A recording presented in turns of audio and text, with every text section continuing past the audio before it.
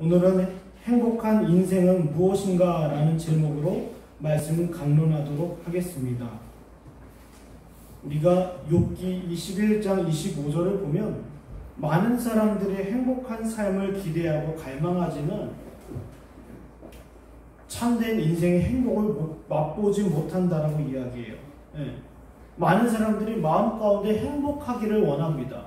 그러나 마음에는 고통뿐이며 인생의 참된 행복을 맛보지 못하고 그렇게 떠나간다라고 욥기 21장 25절에 교훈하고 있습니다. 많은 사람들은 스스로 행복해지기를 원하며 행복한 삶을 꿈꾸고 있습니다. 그러나 그들의 행복을 누리기에는 그들의 심령과 마음은 황폐하고 무거우며 그 마음 가운데 이미 그 행복에서 멀어져 있는 것을 우리는 볼 때가 있습니다. 아무리 자기가 필요한 것, 누리고 싶은 것, 얻고 싶은 것, 그 모든 것을 얻었다 하더라도 그 행복의 시작은 마음에서 비롯되어 있는데 그 마음조차도 이미 그 행복에서 멀리 있다는 거예요. 오늘 본문에는 이야기합니다. 어떤 사람이 자기가 소원한 건 모든 것을 얻었으나 그에게 있어서 행복한 삶을 누리지 못했다라고 되어 있어요. 왜요? 그의 마음의 상태가 심히 무겁고 황폐하며 고난 가운데 있기 때문이었습니다. 그것 때문에 그는 진정한 행복을 맛보지 못했어요. 사람이 왜 이리 어렵게 되었습니까? 우리 잠언서 4장 23절에 생명의 근원이 마음에 있다라고 되어 있어요. 그렇게 된다면 무엇입니까? 인간의 행복의 시작은 마음에서 비롯되는데 그 마음의 상태가 죄로 말미암아 오염되었다라는 거예요. 사람들은 그것을 인정하고 싶지 않습니다. 내가 돈이 없어서, 내가 직장에 취업하지 못해서, 내가 어떤 다른 사람들보다 더 윤택하고 더 나은 삶을 살지 못해서 나는 불행해라고 여겨요. 그러나 그것이 아닙니다.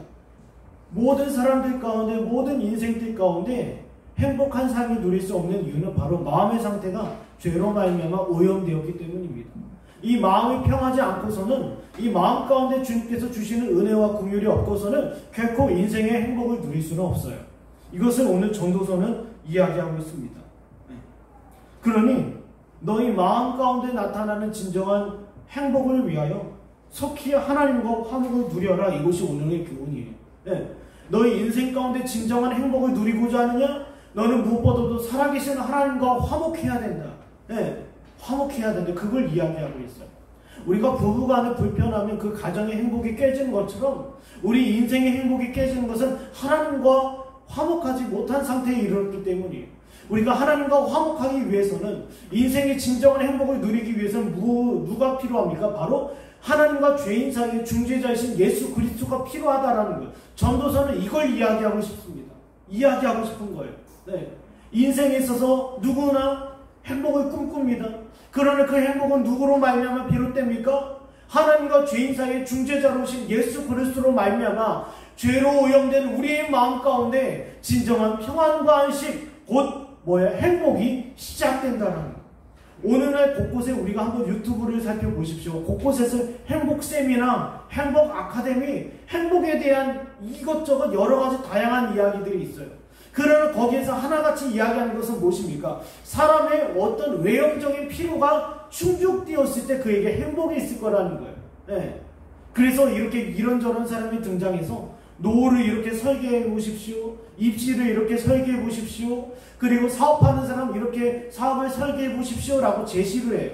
당신의 사업이나 입시나 취업이나 아니면 노후 은퇴하고 나서 우리가 제공해주는 이와 같은 과정을 겪게 된다면 당신은 행복할 겁니다 라고 이야기해요. 그러나 그것은 진정한 행복이 아닙니다. 많은 사람들은 복 받으라고 이야기합니다. 잘 될 거라고 이야기해요. 전도서는 분명히 이야기합니다. 우리가 복을 받고 우리가 수고하고 우리가 노력한 모든 일이 승승장구하며 잘 풀린다 하더라도 행복은 거기에 없다라고 분명히 전도서는 이야기하고 있어요. 분명히 행복은 없다. 여러분이 하나님과 진정한 화목을 이루지 못했다라고 한다면 중재자이신 예수 그리스도가 저와 여러분의 마음의 심령 가운데 죄를 씻어주시고 의롭다 하심이 없다라고 한다면 그 누구도 평안을 누릴 수 없다. 이것이 전도서입니다. 그렇다면 오늘 본문을 통해서 행복한 인생이 무엇인가에 대해서 한번 생각해 보고자 합니다. 우리 본문 1절에서 6절까지를 보면요. 인생의 행복이 무엇인가 먼저 본문 1절에서 6절까지를 보면 전도자는 늦기 전에 서둘러 마음에 참된 평안을 맛보라고 교훈하고 있어요.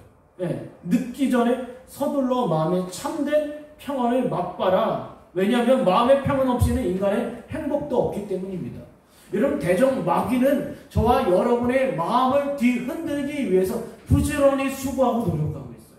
부지런히 그들의 지혜와 그들의 힘과 그들의 능력을 동원하여 할 수만 있으면 성도들의 심령을 뒤흔들어 놓기 위해서 모든 방법을 동원하고 있습니다. 왜냐하면 앞서 말씀드린 것처럼 뭐예요? 마음이고 생명이고 마음 가운데 행복이 시작되기 때문입니다. 네. 본문 1절에 보면 이런 말씀이 있습니다. 내가 해 아래에서 한 가지 불행한 일이 있는 것을 보았나니 이는 사람의 마음이 무겁게 하는 것이라. 여기 이 땅에서 일어나는 일에 대해서 이야기합니다. 사람의 마음이 무겁다라고 되어 있어요. 사람의 마음이 굉장히 어렵다라는 것을 이야기합니다. 주님께서도 말씀하시지 않습니까? 수고하고 무거운 짐진 자들아 다 내게로 오라. 그 수고하고 무거운 짐은 마음의 짐을 이야기해요. 마음의 짐이 있다라는 거예요. 해 아래에서 보니까 참으로 불행한 일이 있다. 마음 가운데 죄의 짐이 있다라는 것입니다. 이 짐으로 말미암아 사람들은 참으로 불행하고 고통스러운 인생을 보내고 있다라는 거예요. 그런데 본문 2절에 보면 더 구체적으로 이야기합니다. 어떤 사람은 그의 영혼이 바라는 모든 소원에 부족함이 없어 재물과 부유와 존귀를 하나님께 받았나니 라고 되어 있어요.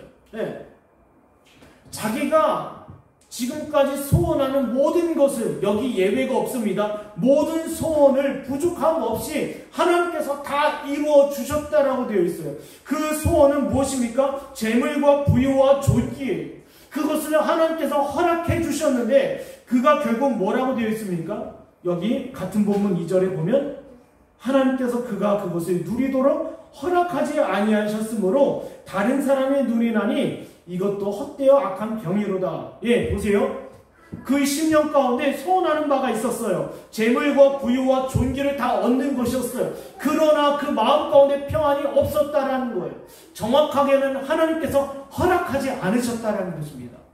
하나님께서 일반 은총 가운데 저와 여러분이 소원하는 모든 것을 다 들어주실 수도 있어요. 그것이 그리스도인이든 비그리스도인이든 신자든 비신자든 하나님께서는 때로 사람이 소원하는 바, 원하는 바를 다 들어주실 때가 있어요. 그러나 그걸 통해서 마음의 평안을 얻도록 하시지는 않았다라는 거예요. 왜요? 우리 마음에는 무거운 짐이 있기 때문에.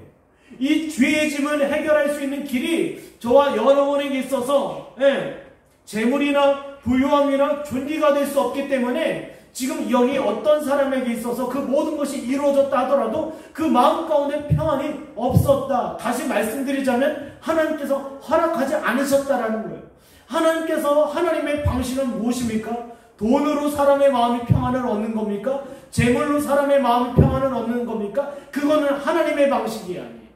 하나님의 방식은 무엇입니까? 오직 우리 마음에 있는 무거운 죄의 짐이 씻음 바 되고 바뀐 바 되는 거예요. 이것이 하나님께서 정하신 마음의 평안을 맛보는 방식입니다. 그런데 여기 어리석은 이 사람은 당장 자신에게 있어서 소원이 모든 것이 이루어진다면 마음에 평안이 올 줄 알았어요. 그러나 그에게 있어서 평안은 없었습니다. 여기 디모데전서 6장 17절에 이렇게 교훈합니다.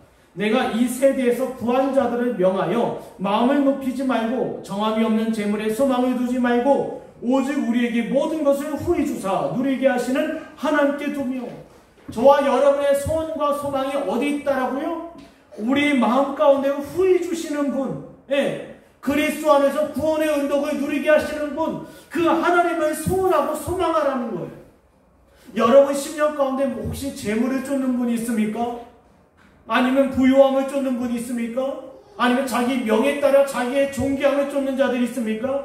그런 자들은 마음에 평안함이 없을 거예요. 왜요? 하나님께서 그와 같은 방식으로 인간 영혼이 평안을 얻는 것을 작정하시지 않았기 때문입니다. 그렇다면 3절에 또 나와 있습니다. 비슷한 내용인데요. 마음이 무거운 상태에 대해서 이야기해요. 이 사람에게 있어서는 본문 3절에 사람이 비록 100명의 자녀를 낳고 또 장수하여 사는 날이 많을지라도 그의 영혼에 그런 행복으로 만족하지 못하고 또 그가 안장되지 못하면 나는 이르기를 낙태된 자가 그보다는 낫다 하나니. 왜? 여기 또 한 사람이 등장합니다. 그의 심령이 여전히 무겁고 무거운 죄의 짐을 안고 있어요. 이 죄의 짐을 벗기 위해서 수많은 자녀들을 낳고 장수했어요. 이것으로 자기 마음에 평안이 있을 거라 생각했다라는 거예요. 그러나 결과적으로 무엇입니까? 평안이 없었다라는 거예요. 세상에서 여러 가지 자기가 누리고 싶은 것 모든 것을 맛보았어요. 자녀도 많이 낳았습니다. 그리고 장수했어요. 많은 사람들이 장수하기를 원하지 않습니까? 오래 살기를 누구나 원해요. 그 누구나 원하는 것을 이 사람은 누렸다라는 것입니다. 그러나 마음에 만족함과 평안이 없었어요. 그래서 이 사람의 고백은 무엇입니까? 차라리 낙태된 자가 낫다라는 거예요.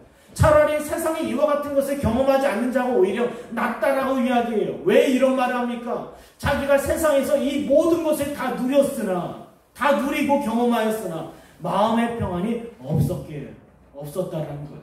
이 사람은 어떤 처지에 놓였습니까? 마음 가운데 여전히 무거운 죄의 짐을 안고 본문 6절에 뭐라고 되어 있어요? 마침내 다 한 곳으로 돌아가는 것뿐이 아니냐. 천년의 갑절을 산다 하더라도 참된 행복을 맛보지 못하면 마침내 다 한 곳으로 돌아가는 것뿐이다. 그 한 곳은 어디입니까? 죽음이에요. 이 사람의 심령 가운데는요, 참된 행복, 곧 마음의 평안이 없었어요. 자기가 소원하는 모든 것을 누렸으며 얻었으며, 그리고 자기가 소원하는 바대로 많은 자녀와 그리고 심지어 장수했어요. 이 모든 것을 누렸으나 결국 그는 행복하지 못했고, 행복하지 못한 이유는 죄의 짐을 벗지 못했다는 거예요. 사랑하는 여러분, 그 마음 가운데 죄의 짐을 벗지 못했다라고 한다면 그 마음 가운데는 진정한 평안이 없을 뿐만 아니라 이런 사람을 성경에선 행복하다라고 이야기하지 않습니다. 우리가 한번 생각해 보았으면 좋겠어요. 우리 스스로. 나는 참된 나는 행복한가? 분명히 모든 사람은 이젠 정해진 한 곳으로 돌아가기 마련인데, 그들처럼 나도 행복하지 못한 사람, 나도 내 마음 가운데도 마음의 평안이 없는 상태에서 그저 그렇게 살다 죽을 것인가 한번 고민해 보자라는 거예요. 사랑하는 여러분, 우리의 참된 행복은 마음의 평안, 곧 죄의 짐이 우리 마음에서 내려오는 것에서 있어요. 우리 마음의 죄의 짐이 아직 벗김 바 되지 않은 자라고 한다면 세상 사람들이 가는 것처럼 그저 이 세상에 왔다가 그저 그냥 아무 정처 없이 돌아가는 것과 똑같다라는 거예요. 이 세상에서의 삶은 짧습니다. 유한합니다. 그러나 죽음 이후의 삶은 영원해요. 결코 그것을 유보하지 마십시오. 나는 아직 젊으니까, 시간이 있으니까.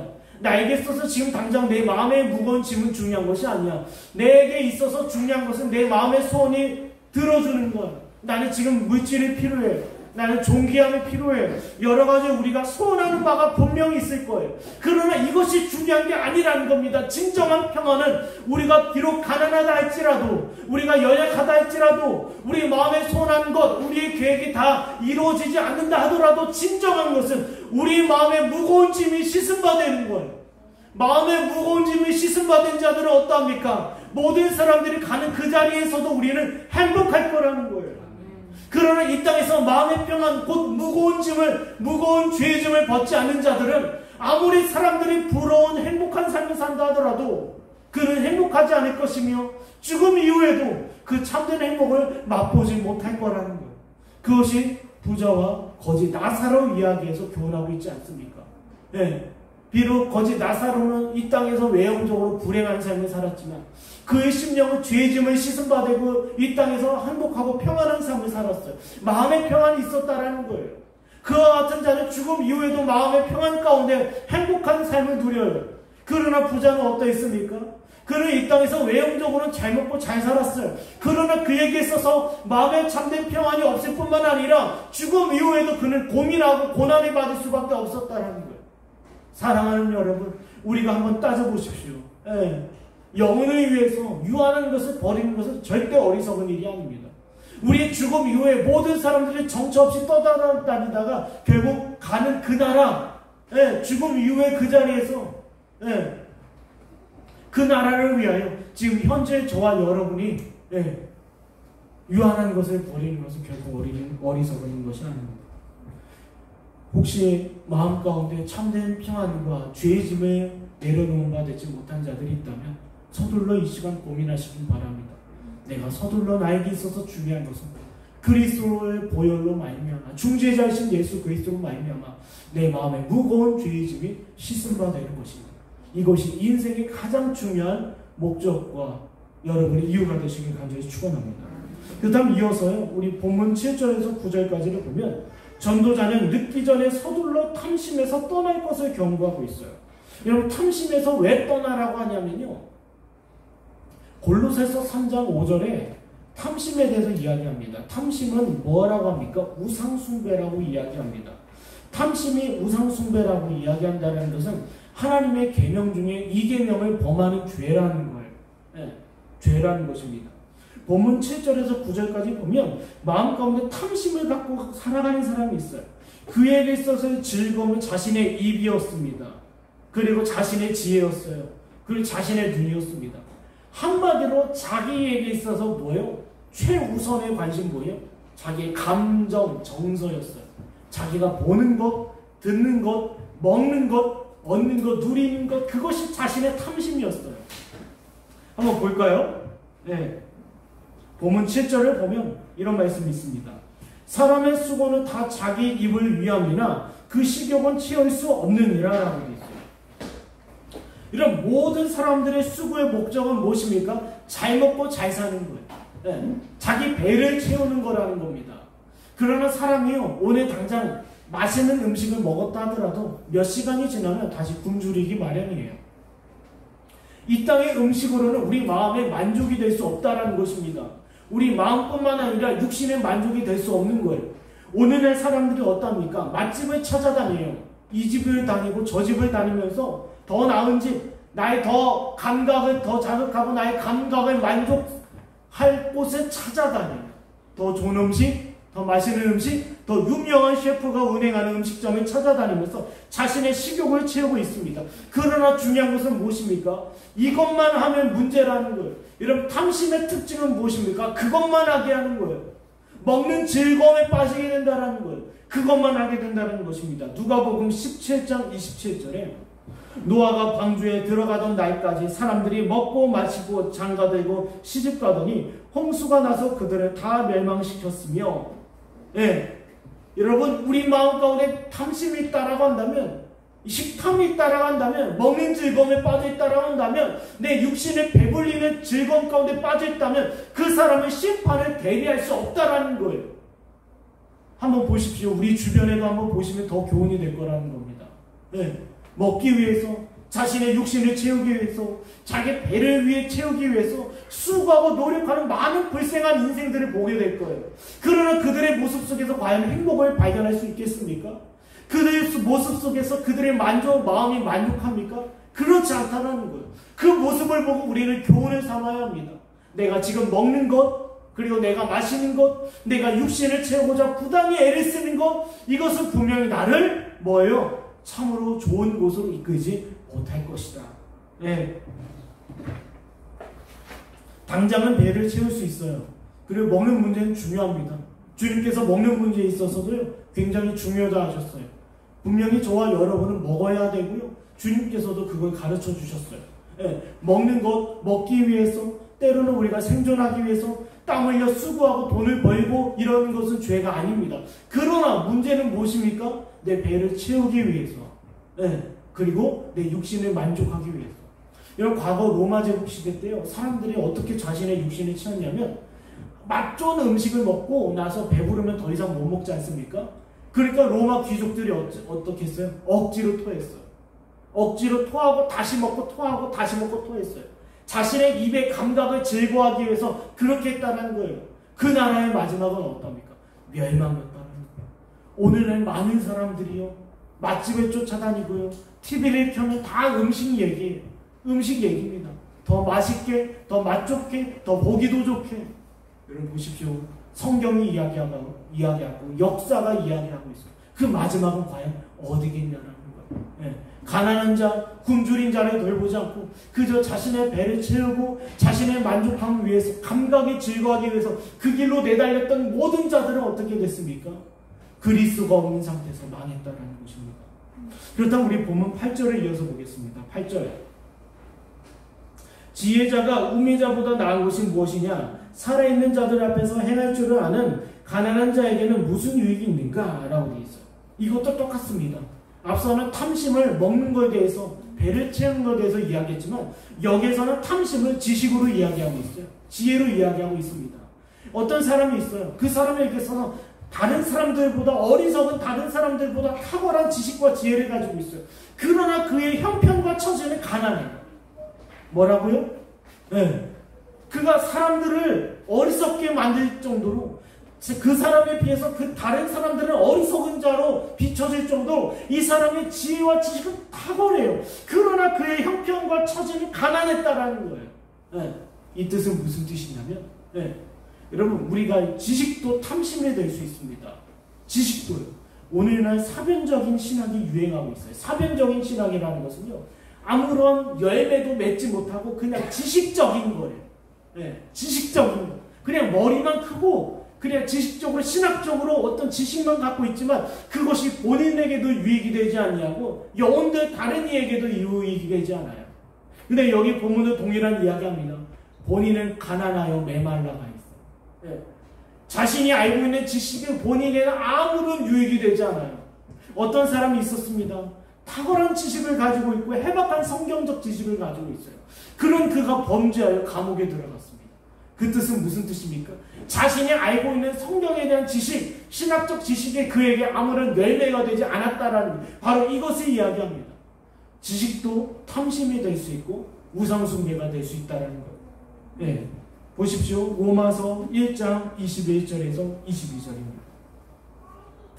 하나님을 알되 하나님의 영어롭게 아니하며 감사하지 아니하고 오히려 그 생각이 허망하여지고 미련한 마음이 어두워졌나니 스스로 지혜 있다 하나 어리석게 되어, 예, 하나님을 알고 있어요.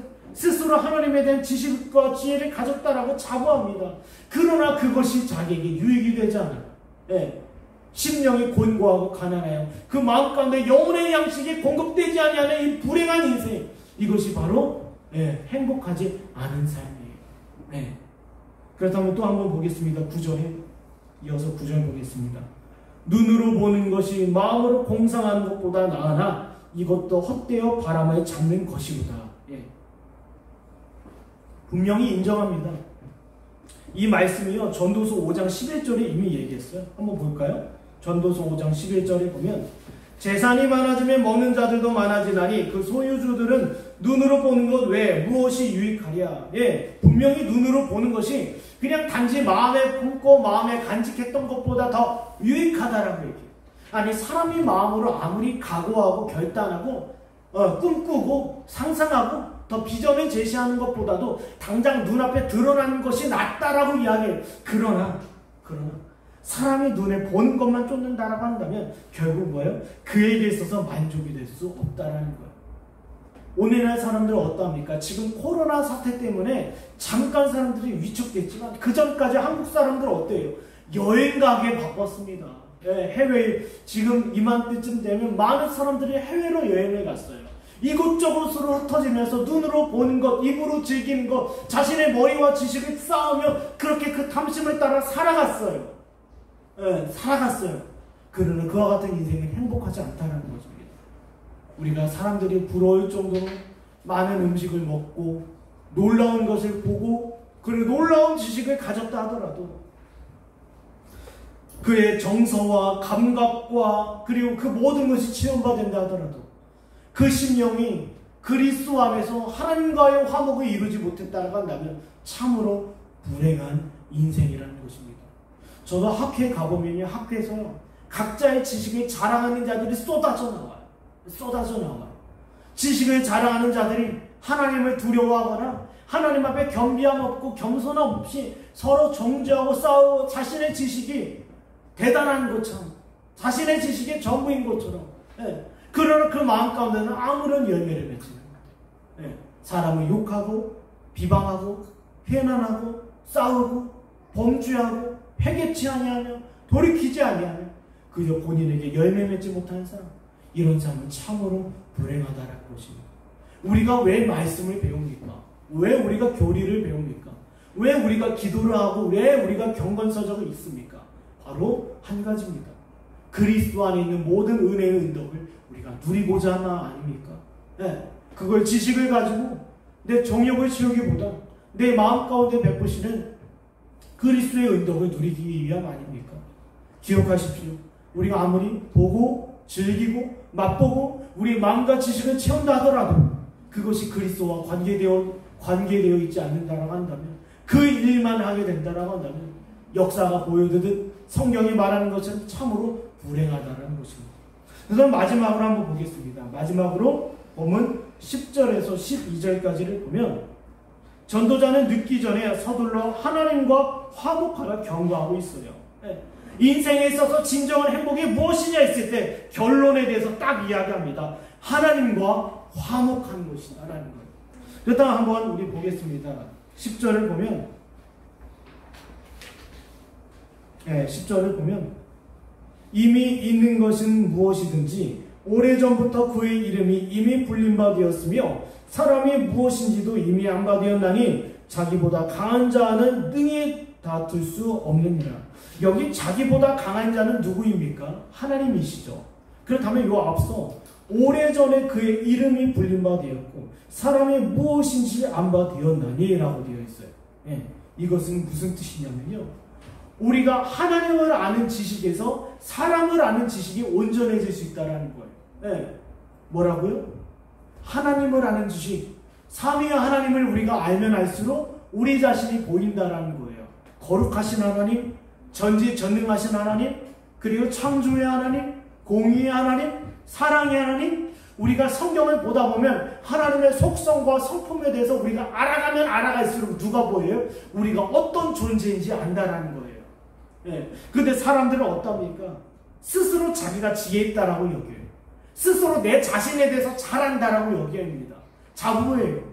나는 내 자신에 대해서 틀림없이 잘 알아. 내가 혹시 어떤 이 세상의 지혜와 이 세상이 돌아가는 모든 것에 대해서 나는 탁월해. 이 역사에 대해서 알고 있고 문화에 대해서 알고 있고 정치에 대해서 알고 있고 내 이 세상에 대한 모든 것에 대해서 나는 알고 있어 라고 철학자들이 자부했어요. 인간의 근원이 어디일까? 인간은 어디에서 오고 어디로 갈 것인가? 저마다 수많은 철학자들이 자신의 입술로 내놓았습니다. 저마다 인간의 인생에 대해서 이야기했고요. 심지어 어떤 사람은 신은 없다라고 얘기까지 해요. 뭐예요? 인간의 지식으로 이야기하지만 본문의 10절에 이야기합니다. 다투지 말라는 거예요. 다투지 말라.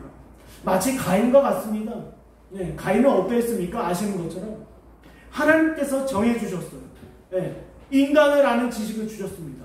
너희는 죄인이기 때문에 죄 용서함을 받지 않고서는 중재자 없이는 나에게로 나올 수 없다라고 얘기해요.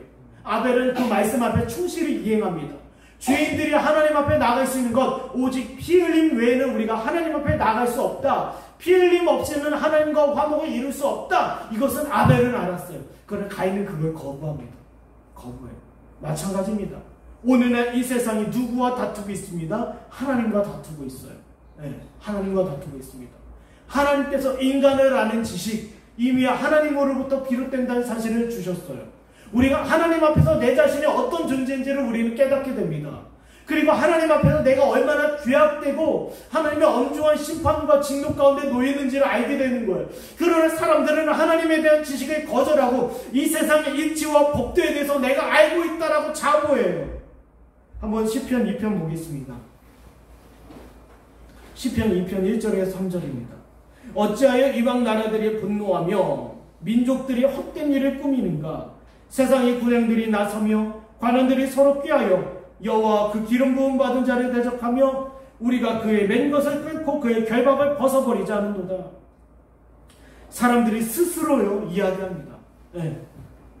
한번 11절 더 보겠습니다. 11절까지 보면 헛된 것을 더하게 하는 많은 이들이 있나니 그것들이 사람에게 무슨 유익이 있으랴. 하나님께서 세상을 창조하시고 섭리하시며 살아계신 하나님 앞에 인간이 어떤 존재인지를 알게 되었는데 사람들은 거기에 헛된 지식을 더해요. 오늘날 어떠합니까? 동성애 문제가 크지 않습니까? 굳이 왜 우리가 남자와 남자가 살아야 돼? 여자랑 여자랑 살아야 돼? 심지어 어떤 사람들이 있습니까? 사람과 동물이 사귈 수 있으며 사람이 사랑하고 그 어떤 것도 사랑의 대상이 될 수 있다라고 여겨요. 예. 그러면서 어떻습니까?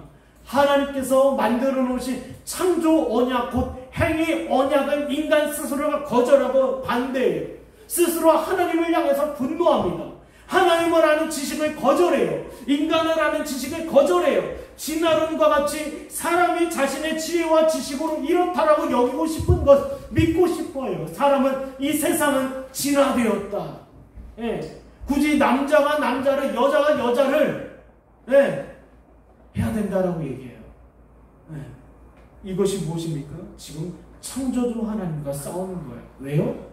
그들 스스로가 우리는 중재자가 필요 없습니다. 하나님의 주권과 하나님의 섭리와 하나님 앞에서 인간의 처지가 어떠한지를 그들 스스로 눈을 가려버리고 거절하고 외면하고 있다는 거예요. 전도서 기자는 이야기합니다. 결코 하나님과 다툴 일이 아니다라는 거예요. 예. 왜 하나님과 다투지 말라고 합니까? 여기 12절을 보겠습니다. 하나님과 다투는 모든 자들을 향해서 이렇게 이야기합니다.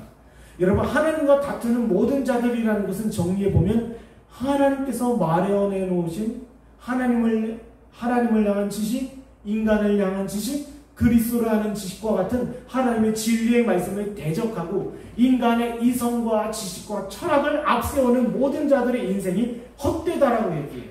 보십시오. 12절에 헛된 생명의 모든 날을 그림자같이 보내는 일평생에 사람에게 무엇이 낙인지를 누가 알며 그 외에 해 아래 무슨 일이 있을 것을 누가 능히 그에게 고하리요. 이미 그들의 귀와 그들의 생각이 닫혀있기 때문에 그들의 인생이 그림자와 같이 헛된 인생이라는 것을 깨우쳐줘도 그들은 듣지 않는다는 거예요. 그러니 권면합니다. 하나님과 화목하라. 중재자이신 예수 그리스도를 구하며 하나님께서 마련해 놓으신 구원에 이르는 지식 앞에 순종하고 굴복해라 이거예요. 인간의 이성과 인간의 지식과 인간의 철학을 앞세워 이렇다 저렇다 말하지 마라. 하나님 앞에 잠잠하라 이거예요. 그럼 혹시 하나님 앞에 여전히 분노하며 하나님께서 마련해 놓으신 교리와 하나님의 말씀을 대적하는 자들이 있느냐? 그들의 인생은 헛되다라고 얘기합니다. 한번 보십시오. 역대상 29장 15절입니다. 우리는 우리 조상들 같이 주님 앞에서 이방 나그네와 거류민들이라 세상에 있는 날이 그림자 같아서 희망이 없나이다. 예, 희망이 없나이다. 예, 그들 스스로 뭐예요? 헛된 인생 가운데 아무 희망이 없는 것이. 왜 희망이 없다라고 합니까? 그들의 처지는 이제는 뭐예요? 하나님의 엄중한 심판과 지옥불 가운데 던져지기 때문이에요. 예. 요한계시록 14장 13절은 저와 여러분에게 교훈합니다. 주 안에서 죽는 자들은 복이 있다나라며 모든 사람은 죽을 수밖에 없으며 모든 사람들은 이 땅을 떠날 수밖에 없습니다. 그러나 우리가 인생을 떠나기 전에 인생의 참된 행복을 맛봐야 될 줄 믿습니다. 여러분, 인생의 참된 행복은 무엇입니까? 중재자이신 예수 그리스도 말미암아 하나님과 화목한 인생을 갖는 거예요. 화목하였을 때 우리 마음에 진정한 평안과 안식이 있으며 그를 통하여 우리는 비록 외양간에 소가 없으며 우리의 양떼가 없으며 무화과 나무에 소출이 없다 하더라도 우리는 주 안에서 행복할 수 있는 거예요. 사랑하는 여러분, 그리스도 안에서 복된 인생 되시기 원하고요. 중재자이신 예수 그리스도 말미암아 하나님과의 진정한 화목을 이 땅에서뿐만 아니라 죽어서도 누리시는 저와 여러분에게 간절히 축원합니다.